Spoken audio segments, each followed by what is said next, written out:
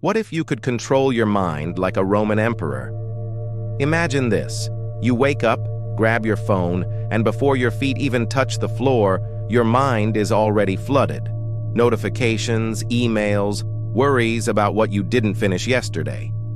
But here's a secret. Almost 2,000 years ago, the Stoics uncovered habits that can transform chaos into calm. And you can start using them today. Pause for a moment.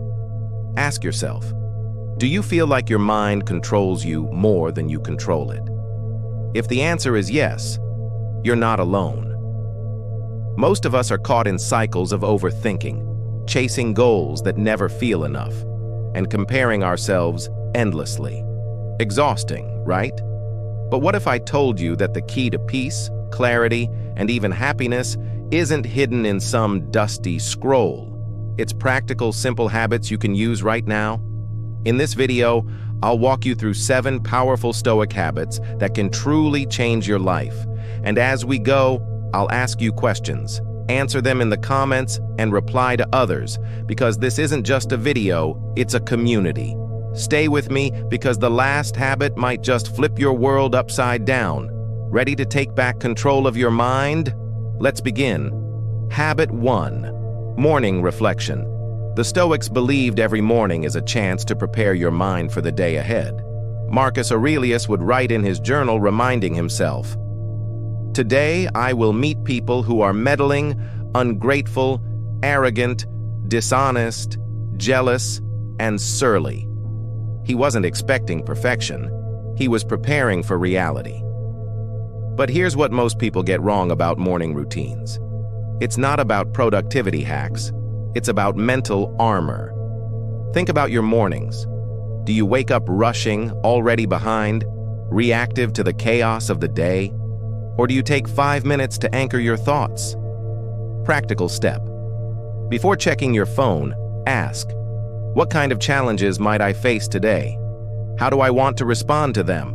What kind of person do I want to be by the end of the day? This short reflection sets a tone of calm and purpose. You stop being dragged around by events and instead walk into the day with intention. Question for you. If you started tomorrow with just one thought to guide your day, what would it be? Share it in the comments. And if you see a comment that inspires you, reply and let them know. Habit 2. Negative visualization. Premeditatio Malorum. Here's a twist. The Stoics practiced Premeditatio Malorum, imagining things going wrong, but not to live in fear, to remove fear. Most people think visualizing the worst is pessimistic, but the truth is, this habit can make you fearless. Picture this. You're about to give a presentation. Instead of spiraling with, "What if I fail?" you calmly think, "Even if I stumble, I'll learn. The world won't end." Suddenly, fear loses its grip. But negative visualization isn't just about imagining the worst. It's also about appreciating what you have. When you imagine losing your health, your relationships, or your opportunities, you suddenly see them with fresh gratitude. Modern athletes do this all the time, visualizing both success and setbacks before they step onto the field. And you can do it every morning or before a big moment. Practical step. Before a stressful situation, imagine both the best and the worst outcomes. Prepare for both, but focus on responding with calm. Question for you. What's one fear that's been holding you back? And how would your life look if you faced it with calm confidence? Drop your answer below, and if you relate to someone else's fear, reply with encouragement. Habit 3. The discipline of desire. One of the biggest causes of stress today is endless wanting. More money, more recognition, a better car, a bigger house. But here's the Stoic secret. Wanting less isn't about deprivation. It's about unlocking freedom. Epictetus said, "Wealth consists not in having great possessions, but in having few wants." Social media constantly tells us we're behind. Someone else has more, looks better, travels more. The more we chase, the emptier we feel. The habit isn't about rejecting all desires, it's about disciplining them. Instead of asking, "How can I get more?" ask, "What can I live happily without?" Practical step. Each week, pick one small thing you think you need. Maybe take out coffee, scrolling at night, or buying something you don't truly need, and let it go. Notice how free you feel. Question for you. What's one thing you could remove from your daily life that would actually give you more peace? Share it below, and if you've tried this before, reply with your experience. You might be wondering, is it possible to actually stay present when life is so chaotic? The next habit is the Stoic answer to modern overwhelm, and it's easier than you think. Habit 4. Present moment awareness. We've all heard, "be present," but the Stoics didn't mean it as a cliché. They meant it as survival. Marcus Aurelius said, "Confine yourself to the present." Why? Because the past is unchangeable and the future is unpredictable. All we truly own is this moment. Most people miss the power of now, chasing peace in the future. But the Stoics knew true strength is found right here. Modern problem. Most of us live everywhere except here. We replay mistakes from yesterday or project fears about tomorrow. And while our mind is elsewhere, life slips by unnoticed. Practical step. Next time you feel overwhelmed, stop and ask, what is within my control right now? Usually, it's just one small action, and that's enough. Question for you. What's one area of your life where you most struggle to stay present? Work, family, or your own thoughts? Comment below and reply to someone who shares your struggle. Still with me? Habit number 5 is where most people start to see real transformation. Don't miss it. Habit 5, evening review. If the morning is about setting your intention, the evening is where you forge your character. The Stoics treated the end of each day not as a time for guilt or regret, but as the ultimate opportunity for growth. Teaser. Here's what separates those who actually change from those who just wish for change. It's not motivation, talent, or luck. It's this simple 5-minute ritual before bed. Most people skip it, and that's why they repeat the same mistakes. The ancient blueprint Seneca wrote, "When the light has been removed and my wife has fallen silent, I examine my entire day and go back over what I've done and said." He wasn't wallowing in self-criticism. He was extracting wisdom from his own life, turning every day into a lesson plan for tomorrow. Marcus Aurelius did the same. In Meditations, he wrote, "Today I escaped anxiety." Or no, I discarded it, because it was within me, in my own perceptions, not outside. Notice how he caught his own thinking error and reframed it? That's the power of honest review. Why most people miss this modern life is a distraction machine. Instead of reflecting, we scroll, binge, or numb ourselves before bed. But here's the truth. The evening review is where you actually rewire your brain. Neuroscience shows that reflection before sleep helps consolidate memories and unlocks better decision-making the next day. The Stoic framework. 3 simple questions. Every night, ask yourself, what did I do well today? Celebrate even the tiniest wins, staying calm in traffic, helping a stranger, resisting a bad habit. Small victories compound. Where did I lose control of my thoughts or emotions? Maybe you snapped at someone, procrastinated, or let anxiety spiral. Don't judge, just observe. The goal is awareness, not shame. What can I do better tomorrow? Be specific. Not be less angry, but pause for 3 breaths before responding to criticism. 1 small, actionable intention. Practical steps. The 5-minute ritual. Step 1, sit somewhere quiet, away from screens. Step 2, grab a notebook or your phone's notes app. Step 3, write 3 lines. Today's win. Now, today's lesson. Tomorrow's focus. This is your game film. Like athletes reviewing plays, you're not here to punish yourself. You're here to improve. Real-life example. Let's say you noticed you got frustrated with a coworker. Instead of writing, "I'm so impatient," you write, "Felt irritation when interrupted at work." Next time, I'll ask for a 5-minute pause before responding. See the difference? You're turning a trigger into a training opportunity. Common pitfalls to avoid the perfectionist trap. Don't expect profound insights every night. Sometimes the win is just, "I showed up." The guilt spiral. If you had a rough day, remind yourself, "What can this teach me?" The vague review, be specific. Instead of "I was stressed," write, "I felt overwhelmed when my boss gave me 3 urgent tasks at once." Why this habit is life-changing. Most people repeat the same mistakes because they never pause to learn from them. The evening review breaks that cycle. Over time, you'll see patterns. Maybe you're always stressed on Mondays, or you're more patient after your morning walk. These insights become your roadmap for growth. The compound effect.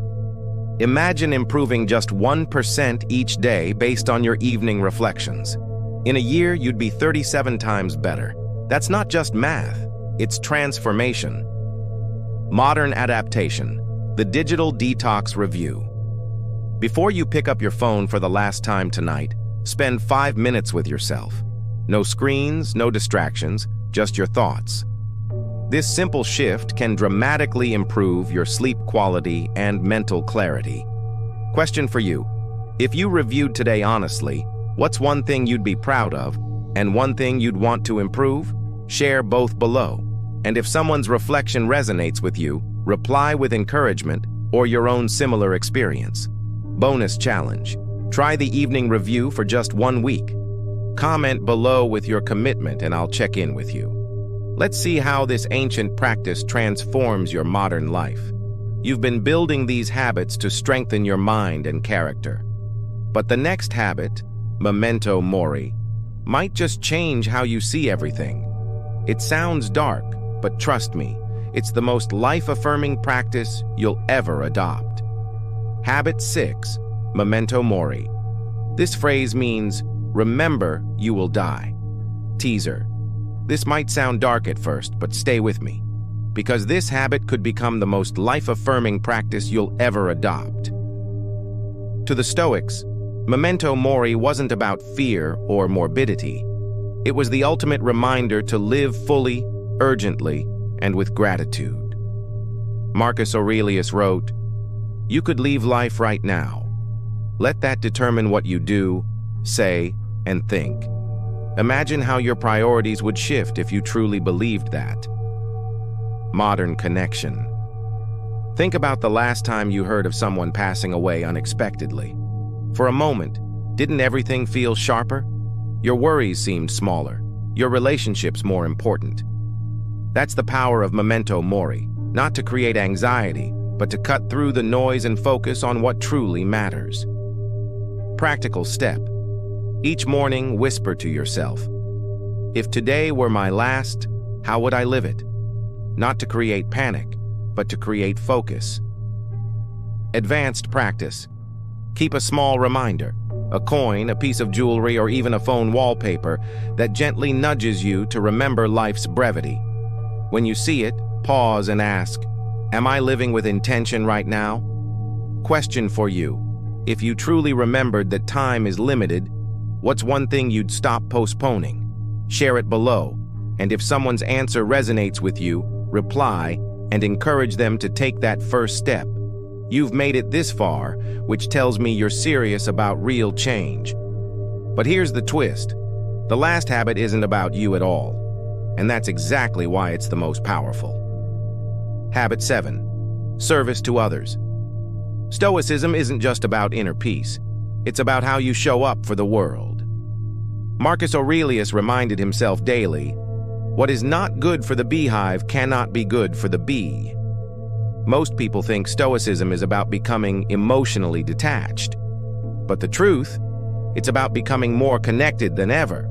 In our modern world, it's easy to get stuck in self-focus. My goals, my problems, my success.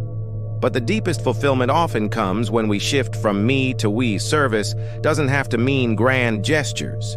It can be as simple as listening deeply to someone, offering encouragement without expecting anything back, or helping a stranger with something small. The Stoic insight: by serving others, you strengthen your own character because you become useful, reliable, and connected to something greater than yourself. It's not selfless, it's enlightened self-interest. Modern science backs this. Studies show that people who regularly help others live longer, feel happier, and have stronger immune systems. The Stoics knew this 2,000 years ago. Practical step: this week, perform one act of service without telling anyone about it. Notice how it changes not just their day, but yours. Question for you: what's one small act of service you can do this week? For a friend, a stranger, or your community? Share your commitment below, and let's inspire each other to make a difference. Your commitment and community wrap-up. So, we've explored 7 powerful Stoic habits: morning reflection, negative visualization, the discipline of desire, present moment awareness, evening review, memento mori, service to others. But here's the truth: knowledge alone isn't enough. The real power is in practice. My challenge to you: don't wait for tomorrow. Right now, pick one habit and commit to it in the comments below. When you do, you're not just telling me, you're joining a community of people choosing growth, discipline, and inner peace. But here's what I really want: support each other, reply to someone else's comment, share your experiences, encourage someone who's struggling. Because Stoicism wasn't meant to be practiced alone. It was meant to be lived in community. Remember, you don't need to change everything overnight. Growth is a series of small, intentional choices. One thought at a time, one habit at a time, one day at a time. Marcus Aurelius faced plagues, wars, and betrayals, yet he remained unshakable, not because life was easy, but because his habits were strong. Your life might not be easy either, but with these habits, you can be strong. Which habit will you start with today? Comment below, and I'll personally reply to help keep you accountable. And remember, when you see someone else's commitment, cheer them on. That's how we build a true Stoic community. If this video helped you, smash that like button and subscribe for more ancient wisdom for modern life, because the journey to inner peace is better when we walk it together. Ready for more Stoic wisdom? Watch this video next, where I break down about overcoming anxiety the Stoic way. The journey continues.